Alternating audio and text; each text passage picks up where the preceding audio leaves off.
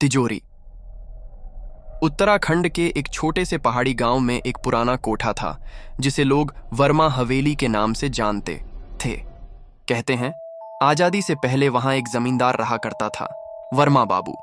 लालच उसका सबसे बड़ा शौक था। उसने अपने जीवन भर की कमाई एक बड़ी तिजोरी में बंद कर दी थी, सोना चांदी जेवरात। लेकिन वह तिजोरी कभी किसी ने नहीं खोली।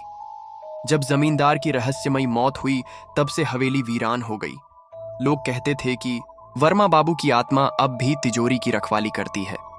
एक नई शुरुआत सालों बाद 2022 में एक शहर का युवक राहुल अपनी नई नौकरी के चलते गांव आया।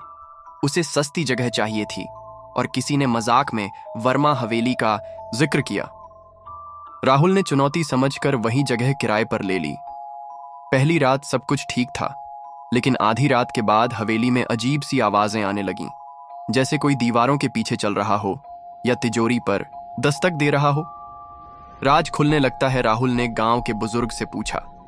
उन्होंने चेतावनी दी, उस तिजोरी को कभी मत छेड़ना, वर्मा बाबू अब भी वहीं हैं। लेकिन राहुल को यकीन नहीं हुआ। एक रात उसने तिजोरी खोज निकाली। जमीन के नीचे तहखाने में छुपी थी। उसने उसका ताला तोड़ने की कोशिश की। तभी हवेली की लाइट बंद हो गई। ठंडी हवा चली। तिजोरी से काली छाया निकली। एक बूढ़ा आदमी लाल आंखों और गुस्से में कांपती आवाज में बोला, तिजोरी मेरी है, मेरी आत्मा यहीं बंधी है। भागने की कोशिश राहुल डर के मारे भागा, लेकिन दरवाजे अपने आप बंद हो गए।